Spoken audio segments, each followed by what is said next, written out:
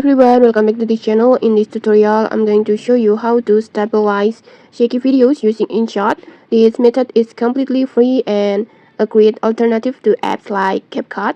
So if you are looking for a quick and easy way to fix unstable footage on your phone, this video is for you. Okay, let's get started. First, just open InShot app on your phone, and after that, just import the clip that you want to stabilize, and then in here InShot has a built-in stabilizer that works surprisingly well. Like, it's perfect for your video that looks shaky because you're were walking or moving too fast or recording handheld. Don't worry, it will fix it. First, just tap on your video clip on the timeline like this, and then next just scroll to the tools and just find the tools that called stabilizer, this one, like this. And then in here, InShot will give you three stabilizations options. First, it has low.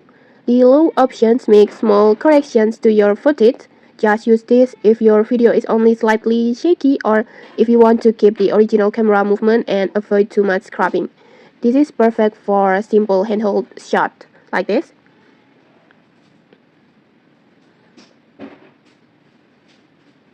It will look like this. Like this. And then next, it has standard, the middle options. This one usually works best for most situations. It will balance stabilizations and image quality without making the video look too cropped or distorted.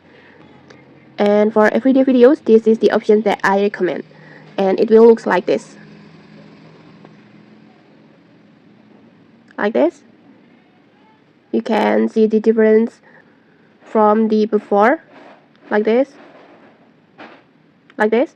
You can see the difference. And then next, finally, we have the most stable. This is the strongest stabilization options.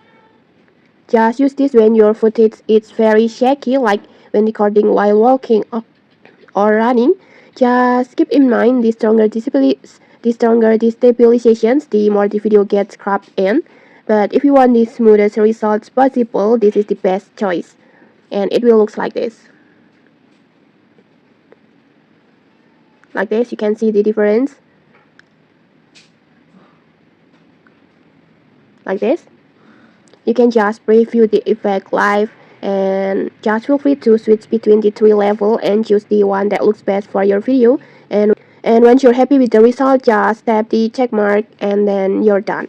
And okay, that's it. If you found this helpful, don't forget to like, comment, and subscribe for more tutorials. Thanks for watching it, and see you.